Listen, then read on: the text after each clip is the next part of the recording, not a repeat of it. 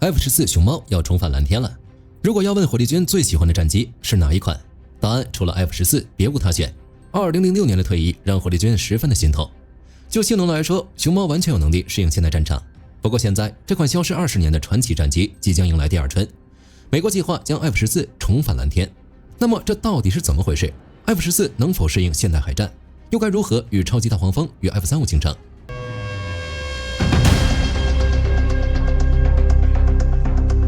这件事说起来其实挺有意思的。2026年，一项被称为特立独行法案的立法提案引爆了全球航空界。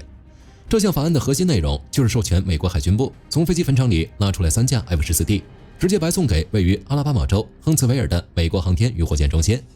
还要为其中1架 F-14重返蓝天彻底扫清法律障碍。提出这项法案参议院版本的就是蒙大拿州共和党参议员蒂姆·西西，在3月23日正式提出，还拉上了亚利桑那州民主党参议员马克·凯利。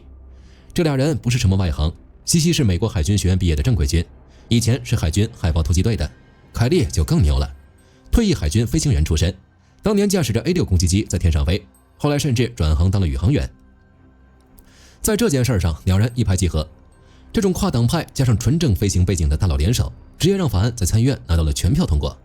在众议院那边，亚利桑那州共和党人亚伯·哈马德这位美国陆军退役老兵也提出了配套法案，狠狠推了一把。法案的名字也很有意思，特立独行法案。火力军估计这是致敬阿汤哥出演的《壮志凌云》，情怀直接拉满。不过从深层考虑来看，这个法案的目的属于美国海军航空兵精神的一次输出。当年因为伊朗，美国几乎把所有的 F-14给切成了废铁。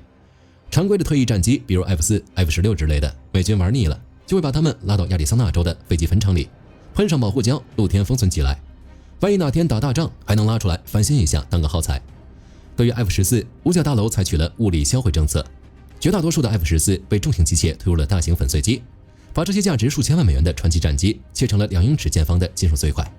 这还不算完，连那些海军捐献给各地博物馆的静态展示机，里面的雷达、航电也是空的，连承载机的那个全钛合金翼梁都用切割机给切断了，彻底废掉了这架飞机再次飞行的可能。原因就是伊朗。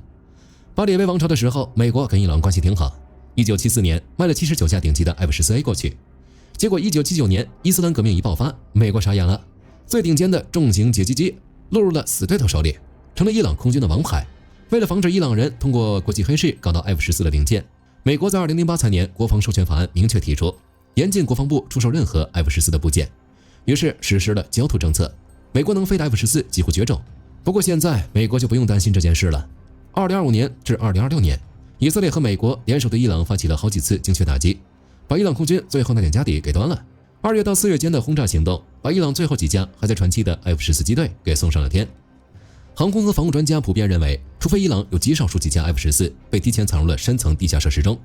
否则作为一支具备建制和作战能力的 F-14机队已经不复存在。这也标志着伊朗波斯猫长达半个世纪的战斗史彻底画上了句号。零件被对手获得的可能在物理层面上被消除，美国国会才想着重新评估一下 F-14的保存政策，要不然真就绝后了。特立独行法案就是让 F-14的技术和文化血脉能留点种。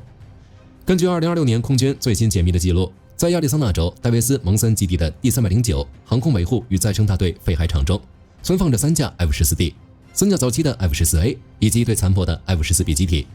而这次的特立独行法案盯上了其中2架 F-14D 与1架 F-14A。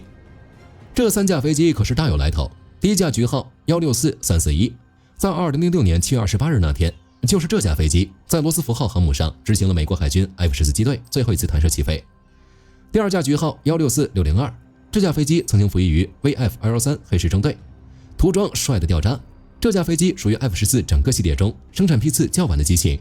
这意味着它的机身疲劳度较低，机体寿命还算健康。第三架局号159437属于 F-14A 型，这架虽然老一点，但战功显赫。当年在1989年的西德拉湾事件中，击落了一架利比亚空军的米格23，身上带着真实的击落涂装。这些飞机虽然常年在沙漠里风吹日晒，内部线路和蒙皮的状况还是个未知数，但它们是世界上仅存的最后3架完整的没有被切断龙骨的熊猫战机。法案规定要求美国海军部长必须从现有的海军库存里搜罗出多余的备件，把其中1架给拼凑出来恢复飞行状态，而且重点是只能用旧库存，绝对不允许重新花钱去向军工企业下订单采购新零件。就火力军来说，让飞机坟场 F-14重新飞起来并没有什么难度。火力军更好奇的是 F14能不能再次出征。就实力来讲，即使 F14已经退役20年，也是能打的。他当时退役的原因，一方面是后勤维护太难，另一方面则是太强。后勤的问题，估计大家也都清楚，那是地勤人员的噩梦。在设计之初 ，F14的目标就极其明确，成为航母战斗群的远程外围防御核心。说白了，就是去太平洋上拦截苏联的重型轰炸机和反舰导弹。设计很复杂，维护起来也很麻烦。统计数据显示 ，F14在服役末期，维护工时与飞行小时比达到了40:1，甚至60:1。在一些极端情况下，这个数字能飙到80:1。这意味着飞行员在天上飞了1个小时，地勤就要在闷热的机库里苦哈哈的维修保养80个小时，纯欺负老实人。咱们拿数据对比一下就知道了。后来的超级大黄蜂，每飞行小时维护工时只有5到10小时 ，F35C 也就是5小时左右。在每飞行小时成本上 ，F14D 大概35000到4万美元，超级大黄蜂只要17000美元。更换发动机就更夸张了。超级大黄蜂的模块化设计，4个熟练工20分钟就能换完一台发动机。F14呢，几个人搞上好几个小时，那都是家常便饭，导致 F14的全任务可用率长期徘徊在60%以下，有时候甚至趴窝1半以上。而超级大黄蜂能保证80%以上的出勤率。F14的维护压力之所以那么大，原因就是可变后掠翼机械装置以及液压系统。为了控制那对可以改变后掠角的机翼 ，F14采用了一个全钛合金结构的机翼承载箱。这玩意儿虽然在强度和减重上做到了极致，但是制造工艺极其复杂，一旦出了问题，在航母上根本没法大修，必须送回工厂。而且格鲁曼当初为了减重，把液压系统里的储能器给省了，这导致液压管路里经常产生高压脉冲共振，时间一长，金属管路就会产生疲劳裂纹，然后就开始到处渗漏液压油。F14的机库里永远都是油乎乎的，加上航母是常年在海上漂，空气里全是盐分和湿气，盐雾腐蚀更是让这些精密的机械结构损耗速度翻倍。地勤人员每天不是在堵漏，就是在去堵漏的路上。如果只有后勤问题 ，F14也不至于英年早逝，重点还是没压力了。F14的命运其实在20世纪80年代末便已注定。时任国防部长的迪克·切尼对 F14一直非常不爽。在1989年的预算辩论会上，切尼挥起大砍刀，试图彻底终结 F14D 的新机生产计划，顺带着连 V2 鱼鹰的研发也要砍掉。理由就是苏联眼看就要撑不住了，美国还要这款专门拦截苏联导弹机群的截击机干嘛？虽然当时国会里纽约长岛代表团疯狂游说，你要是停止生产，我们这儿5600个工作岗位就全泡汤了，甚至还会危及美国的国防工业基础。只是切尼这人头铁，最后还是他赢得了这场政治博弈。在1990财年的预算中，规定美国海军在接收最后一批 F14D 之后，必须立刻拆除，并销毁该机型的所有生产工装和模具，从根本上切断了 F14未来重启生产的任何可能性。模具都没了，图纸也封存了，就算未来再想造也造不出来。当然了，估计很多朋友可能会觉得，美国现在的航空工业那么发达，连 F22、F35 都能造，逆向工程搞 F14还不是有手就行？火力军只能说这想法有点天真。就结果来看，制造 F14的工艺生态系统，在切尼砸碎模具的那一刻，就已经彻底从地球上抹除了。首先就是它那个钛合金与电子束焊接技术堡垒。前面说过 ，F14最核心的结构就是它的变后掠翼机翼承载箱。这架飞机在天上飞的时候，机翼要根据速度不停地张开和收缩，机翼摆动时产生的弯曲力矩很大，如果材料不行，翅膀直接就在高空中折断了。为了解决这个问题，格鲁曼公司在20世纪70年代耗费巨资，首创了全钛合金真空电子束焊接工艺。这种工艺的制造环境极其苛刻，焊接过程必须在巨型真空室里进行。钛合金这东西在高温熔融状态下，只要接触到一丁点氧气、氮气或者氢气，就会马上被污染，导致裂缝变脆。飞机一上天就容易发生灾难性解体，工艺参数也严苛到令人发指。所有的焊缝都必须是紧凑的方形对接配置，要求电火花必须达到100%的穿透深度。焊完之后，焊缝的根部和冠部还得用极其精密的机器打磨到完全平整，有一点凸起都不行。检测标准更是变态，完成焊接的承载箱会被整个扔进一个巨大的检测水箱里，然后用20到30千赫兹的换能器对整个结构进行脉冲回波扫描，还得进行100%覆盖的 X 射线探伤，哪怕有1毫米的沙眼，直接回炉重造。现在制造这些的格鲁曼原卡尔福顿生产基地早就关门大吉，那些巨型真空室专用焊接设备早就在切尼的命令下当成废铁卖了。虽然现在有了钛合金 3D 打印技术，但 3D 打印的晶体结构根本无法通过这种严苛的适航验证，用打印出来的箱子去支撑机翼摆动的动态承载，飞上天解体的概率极大。除了机械结构，F-14的重生还面临着数字化遗产断裂的困境。别看它是老飞机 ，F-14当年用了世界上第一款微处理器，一套叫做中央空气数据计算机的系统。这套系统专门负责根据飞机的速度和高度，自动计算并调节机翼的后掠角度。现在则是编程噩梦，它的程序是用2进制机器代码编写的。懂这种代码的工程师，现在不是在养老院打牌，就是在坟墓里躺着了。如果你想把它换成现代的控制硬件，比如弄个单片机或者 FPGA 上去，那就得把几十年前的飞控算法全部吃透，然后再彻底重写。这个工作量和试飞风险不是1-2千万美元能搞定的。还有那个爱漏油的液压系统 ，F-14的液压系统用了大量专用的 Crafit 连接器，还有极其薄的薄壁钛管。这种设计在当年是非常超前，即使到现在，民用航空和现役军用战机的零件库里找不到任何能跟它兼容的替代品。除此之外，上面提到的特立独行法案，严禁 F-14具备实弹战斗力 ，F-14再次征战的可能性很低。那这就有一个问题了，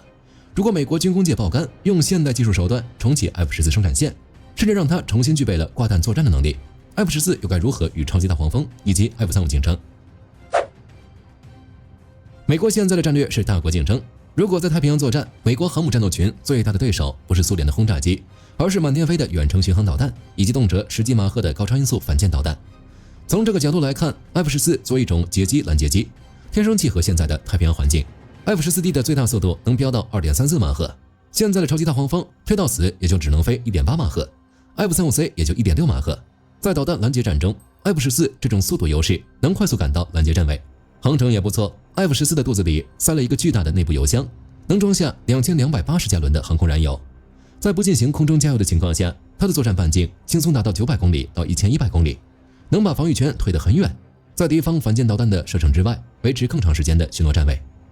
当然 F-14 最猛的还是远程打击能力。 F-14 当年挂着 AIM-54 不死鸟，创下过射程超过185公里的空中交战记录。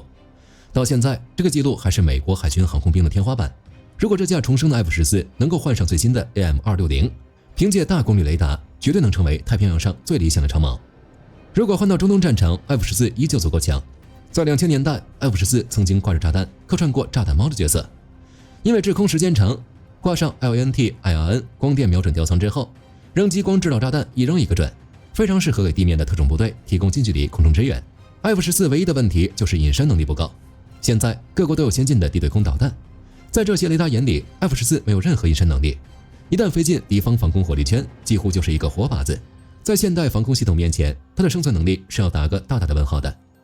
但不管怎么说， F-14 与超级大黄蜂对比也是有一战之力的。当年大黄蜂被造出来是为了与 F-14 形成高低搭配， F-14 属于高位，超级大黄蜂虽然是大黄蜂的升级版，但不至于彻底吊打熊猫。至于与 F-35C 对比，主要是有点难为人了。F-35C 的核心不在于飞得多快，能拉多少个 G， 灵魂是隐身与信息化。F-35C 的 RCS 只有 0.0015 平方米。在战场管理上， F-35C 把自己预警机、无人机甚至太空中卫星的数据全部融合在一起，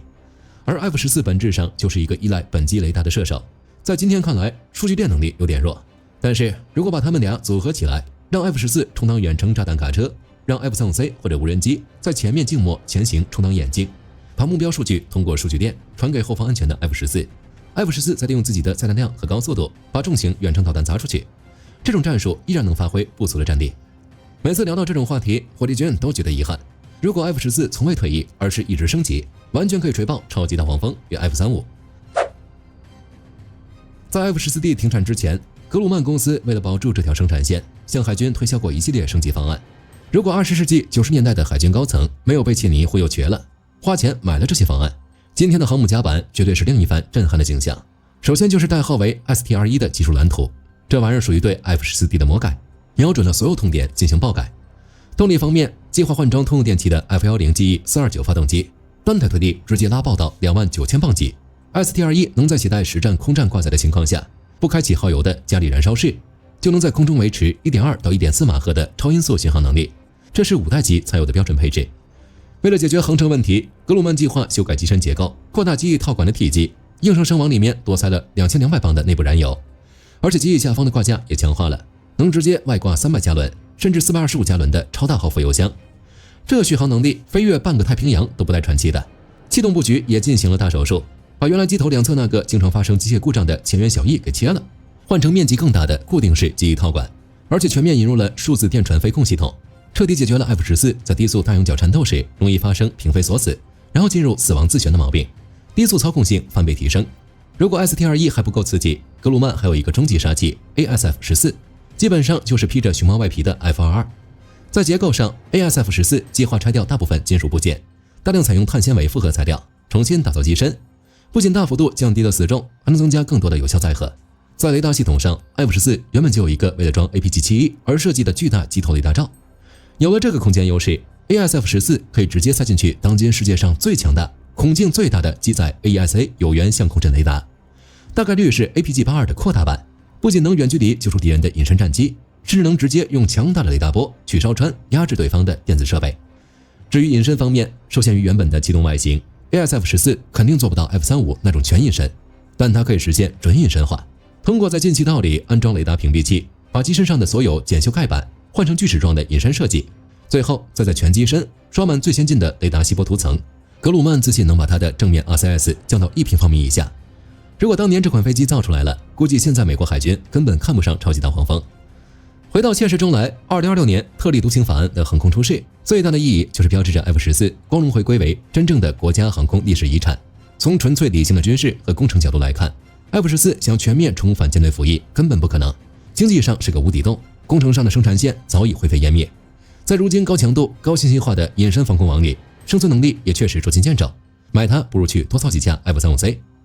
但是对于火力军这种猫粉来说，这项法案的意义很大。当那3架承载着无数辉煌历史的 F-14D 摆脱被肢解的命运，从亚利桑那州漫天黄沙的坟场中被拖出来，本身就是最好的礼物。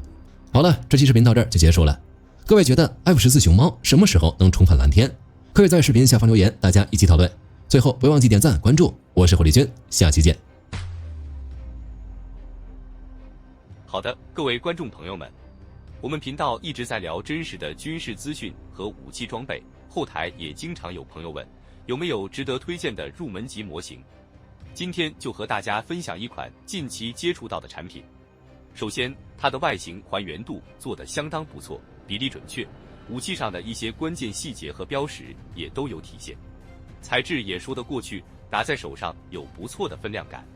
其次，它具备一定的可动性，对于理解基础操作原理有一定帮助，让它不仅是个静态摆件。综合它的做工和可玩性来看，价格确实比较亲民。对于想入门模型收藏，或者单纯想在桌上贴一个摆件的朋友来说，是一个性价比很高的选择。商品链接已经给你们上了，感兴趣的朋友可以自行了解。